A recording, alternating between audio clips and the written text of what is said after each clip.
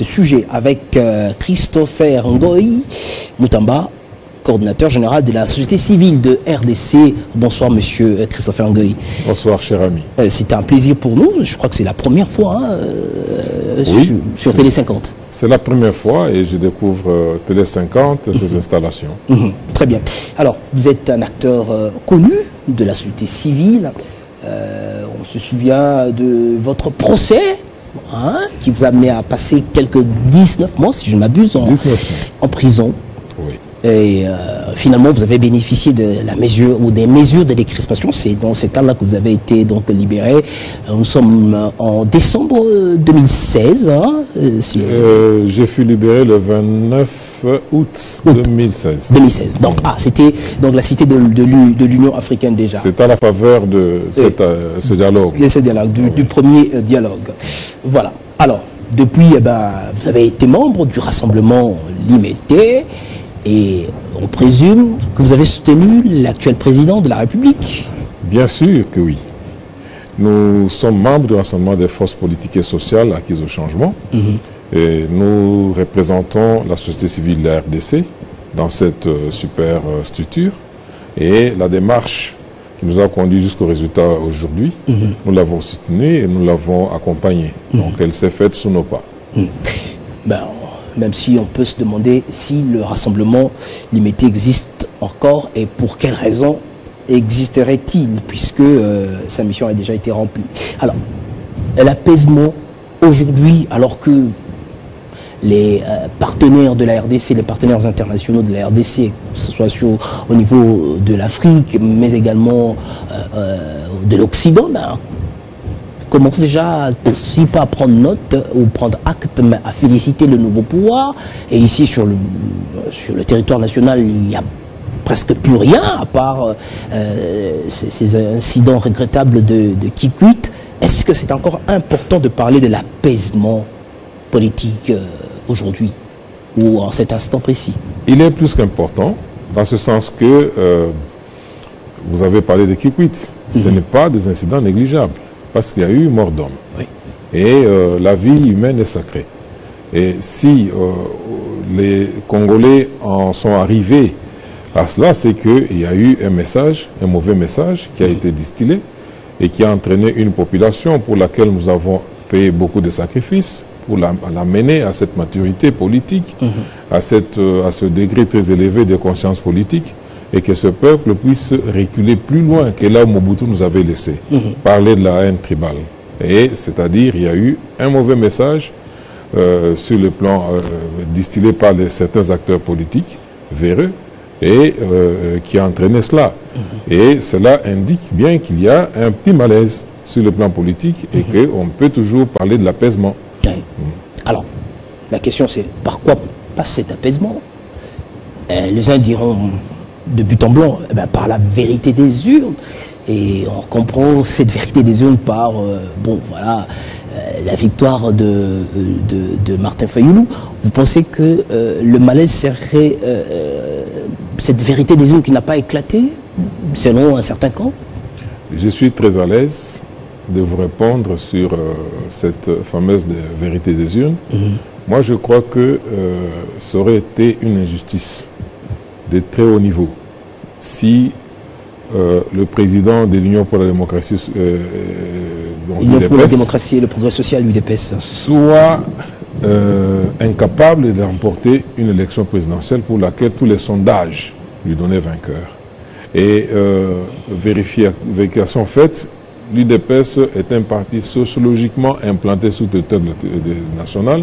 Et on a vu lors de la campagne combien de foules l'UDPS, donc le président de l'UDPS, le ticket cash, a drainé. Et qu'on me dise qu'il n'a pas gagné les élections où il aurait obtenu 15%, c'est un grand mensonge. Je suis à l'aise pour vous dire que ce parti, je n'en fais pas. Vous n'êtes pas membre, vous êtes. Oui, nous sommes partenaires au Rassemblement. Et bien, on se côtoie. Et je côtoyais même ceux qui sont de l'autre côté, notamment Martin Fayulu, qui est un ami personnel. On se connaît bien. Il y a quelques 10 jours, j'ai été le voir. Nous avons débattu sur ça. Quelques jours. Quelques jours, oui, j'étais avec lui. Oui. avant la confirmation par la Cour constitutionnelle. Avant cela, j'étais le voir, nous avons parlé, nous avons abordé tout ça. Parce qu'une élection se prépare et s'accompagne jusqu'au dernier jour. Et lorsqu'on n'est pas dans la préparation et on arrive à un certain moment, on flotte. Il n'y a pas un message précis qu'on envoie, on ne prend pas des dispositions techniques pour sécuriser les résultats. Et on arrive au jour du scrutin, on n'est pas capable de recueillir tous les soubassements, tous les éléments qui sont des PV à pouvoir présenter devant la Cour constitutionnelle. Et encore, parallèlement, sur le plan de la justice, il faut s'attendre qu'il y ait des conflits qui nécessitent qu'on se transporte devant les cours et tribunaux. Tout cela se prépare. Mais lorsque on va dans une élection comme une aventure, où l'on ne connaît pas, ou bien on est incertain de l'issue, et là, moi je crois que c'est de l'irresponsabilité. Je ne vais pas considérer que les amis sont irresponsables. Il y a eu quelques négligences qui font qu'aujourd'hui, tout compte fait, il y a un gagnant des élections qui est très bien connu, et ce gagnant, c'est un opposant. Et c'est pourquoi nous sommes battus depuis plusieurs années. C'est pourquoi nous avons payé des sacrifices, risqué même de notre vie. C'est l'alternance politique à la tête du pays. Le gagnant, c'est un opposant de l'opposition, et qui est très bien connu. Si Martin aurait gagné, nous l'aurions accepté, parce que c'est un opposant.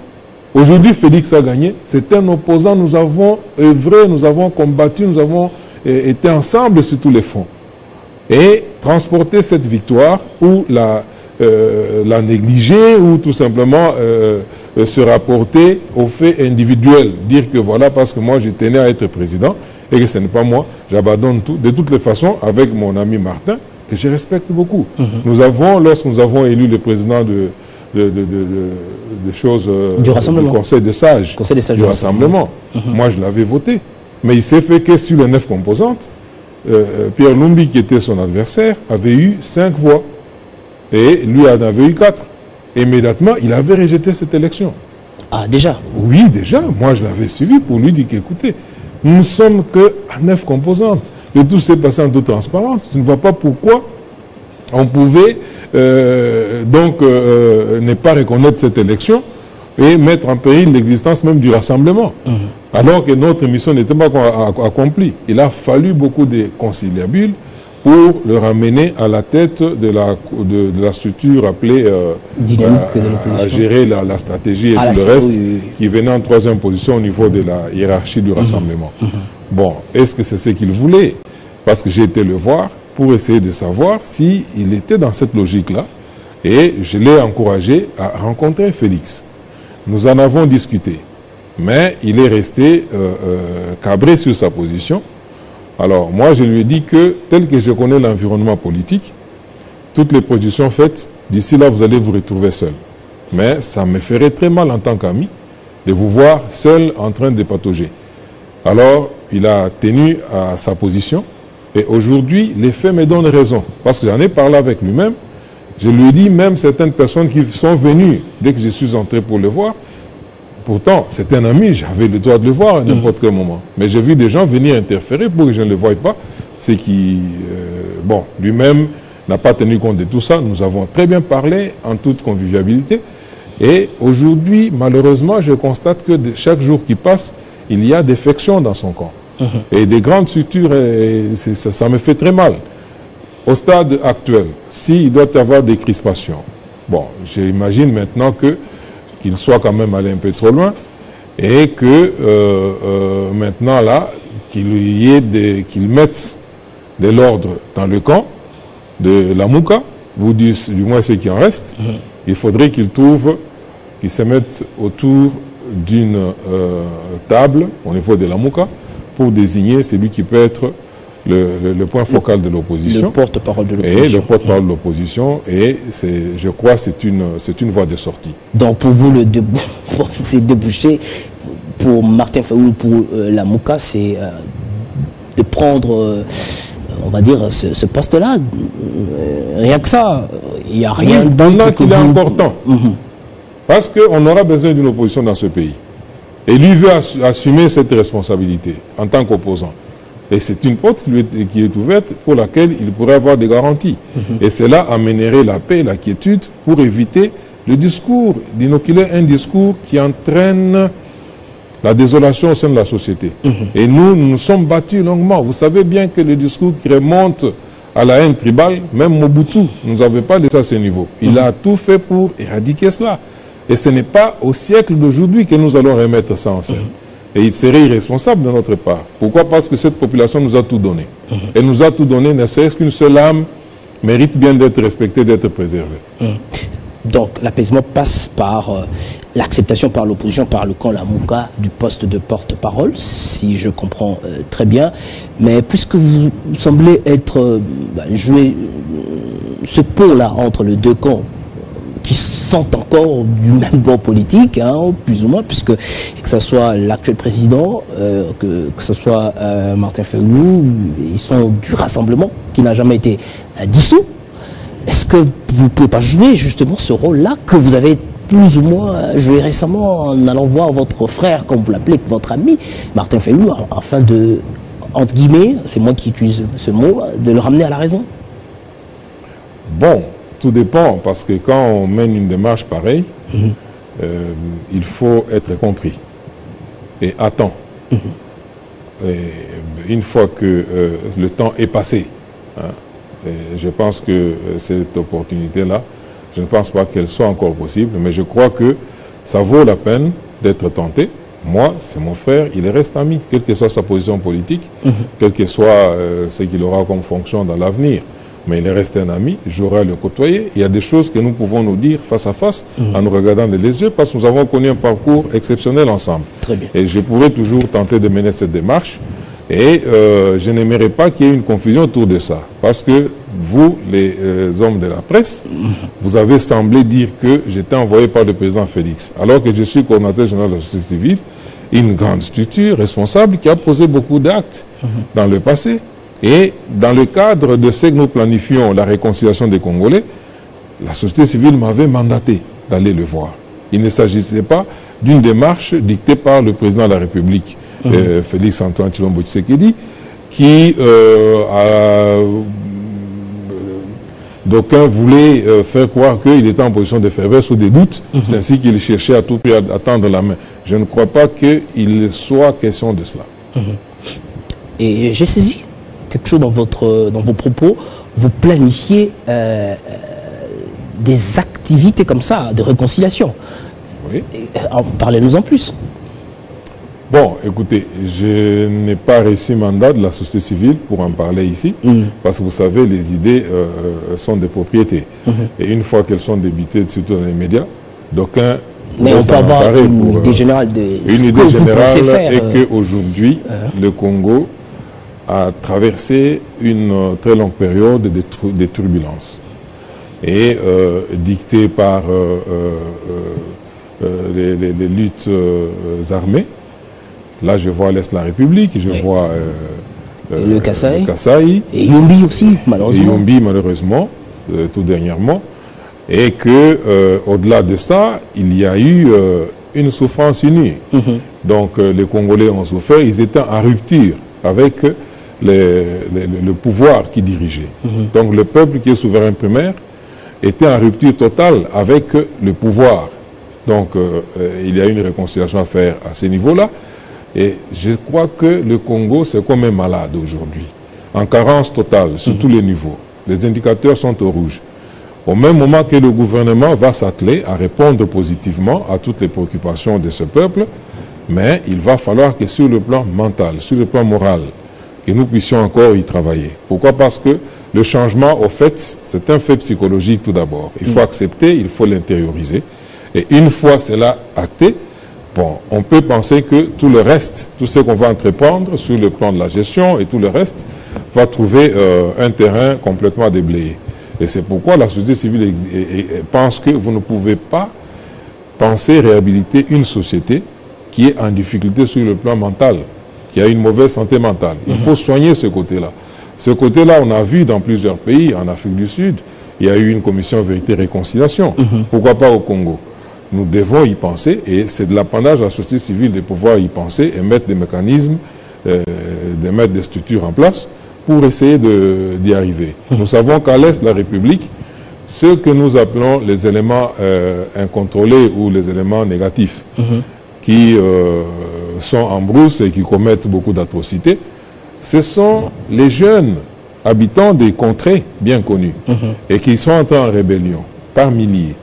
Et ces jeunes-là, nous pensons qu'on peut les approcher, on peut leur faire comprendre que maintenant il y a un nouveau vent qui souffle et qu'ils reviennent à la raison, qu'ils acceptent de participer à une sorte de forum où ils viendront mettre à table toutes leurs revendications et avec la garantie qu'ils trouveront maintenant un pouvoir attentif qui va les écouter, qui va s'atteler à y répondre positivement. Et c'est une des pistes. Il y a plusieurs pistes sur lesquelles nous allons nous déployer. Très bien. Alors, vous avez dit une commission vérité et réconciliation sur le modèle sud-africain. Quelle place donnez-vous à la justice? Peut-on se réconcilier ou réconcilier le peuple congolais sans justice? Oui, la justice est un facteur de paix. Pour autant que, pourvu qu'elle soit réellement juste. Et au jour d'aujourd'hui, nous pensons qu'il y a un problème, il faut réhabiliter notre justice. Ça, c'est un fait. Et qui est elle-même aussi à la base de beaucoup de frustrations. Et pendant qu'on va la réhabiliter, en même temps, nous devons penser à réhabiliter le peuple lui-même, qui a été frustré, qui est malade mentalement. Et c'est par la réconciliation que nous allons y parvenir. Les deux vont marcher ensemble. Pendant qu'on va mener cette démarche, la justice, pour les faits qui sont avérés, répréhensibles par la justice, ok, on va se transporter en justice et ces faits pourraient être portés devant la justice et trouveront solution. Mais nous allons toujours influer pour que ça ne soit pas une justice qui va provoquer encore des frustrations, qui va entraîner les gens et qui va amplifier la situation qui est déjà très désastreuse. Il faudra jouer aux équilibristes et ça ne va pas être facile. Alors, je vous pose cette question. Vous êtes acteur de la société civile depuis, on va dire, l'investiture du président Félix Tshisekedi. On assiste à comme à une espèce de réveil des frustrations, des grognes sociales avec des grèves un peu partout. Ça a commencé par Lubumbashi, les étudiants qui se sont dans la rue pour réclamer pour protester contre la coupure d'électricité et d'eau, mais aussi d'autres revendications. Et ici, à Kinshasa, le Transco, la société de transport en commun, qui est encore en grève aujourd'hui, alors que hier, une solution semblait être trouvée au niveau de la présidence de la République. On parle de la SONAS, on parle de SCTP, on parle de Exco Hydro. Vous comprenez cela? Nous comprenons cela. Et cela explique surtout que le peuple congolais a intériorisé qu'il y a un vent nouveau qui souffle. Vous savez, avoir passé plusieurs années sous pression. Et lorsque, sous pression et dans un monde qu'on peut dire adiabatique complètement, et si aujourd'hui le peuple congolais sent que maintenant il peut s'exprimer et tout sans prendre beaucoup de risques, parce qu'il y a des gens qui ont perdu la vie, tout simplement pour s'être exprimés. Et aujourd'hui, ils se défoulent. C'est tout à fait normal. C'est la détente, après une pression, c'est la détente. Et cette détente, elle ne doit pas être incontrôlée. C'est-à-dire le peuple doit comprendre qu'il y a un pouvoir qui est en train de s'installer, qui a besoin justement d'un peu de temps, qui a besoin de temps pour se mettre en action. Et il ne faudrait pas l'asphyxier. L'asphyxier, l'empêcher même d'avoir la lucidité pour voir sur quelle piste il faut s'engager en premier, parce qu'il y a des besoins qui ne peuvent pas attendre. Et ces besoins, nous savons très bien que ce peuple a beaucoup souffert. Nous savons bien qu'il y a des gens qui passent nuit affamés, qui ne savent pas nouer les 24 heures et qui sont complètement en carence. Nous savons qu'il y a des malades dans les hôpitaux qui ne peuvent pas accéder aux soins, tout simplement parce qu'il manque le minimum. Nous savons tout cela. Mais nous demandons une petite indulgence au peuple de comprendre qu'il y a un pouvoir qui est en train de s'installer et qui veille à la prévoyance sociale et qui va y veiller sérieusement et y apporter des solutions adéquates. Et qu'elle puisse observer la tempérance et permettre qu'il y ait des interlocuteurs. Parce qu'aujourd'hui, il n'y a que le président de la République et son cabinet qui sont installés et entrant en grève. Vous venez de dire que le président de la République a tenté de trouver une solution à la grève, de Transco. Bon, ce n'est pas à son niveau qu'il doit à chaque fois intervenir. S'il y a tous ces problèmes-là qui soient centrés sur lui, il va perdre le fil d'idée, il va perdre le contrôle. Alors moi, je crois qu'il faut lui donner le temps de se consacrer à ce qui est plus utile à ce moment, de constituer toutes les équipes qui doivent l'accompagner dans cette lourde mission. Et le cas échéant, tous ces problèmes seront étudiés, étant donné qu'ils remontent de très longtemps. Alors, il faudrait, pendant qu'on va penser aux solutions immédiates, peut-être qu'on ne va pas les résoudre immédiatement, on va parer d'abord au plus pressé pour essayer d'endiguer cette déchéance, parce qu'on était sur une pente très glissante. Maintenant, d'abord, il faut bloquer. Il faut bloquer, endiguer, et puis se mettre maintenant à l'œuvre pour remettre le pays sur les rails. Parce que le pays n'a pas été géré convenablement. Aujourd'hui, quand vous parlez aux Congolais de la prévoyance sociale, ils rêvent, alors que ce sont des réalités qui sont vécues ailleurs. Et il faudrait tendre à ça pour que les Congolais qui sont là puissent connaître ce qu'on appelle la sécurité sociale. Merci beaucoup. Christopher Ngoy Moutamba, coordonnateur général de la société civile. Merci d'avoir répondu à notre invitation. C'est une première, mais nos portes vous restent ouvertes et on espère que vous reviendrez très bientôt. Donc au peuple, on dit une chose, indulgence et patience. Voilà. En attendant que les solutions soient trouvées, en attendant que le gouvernement se mette en place aussi.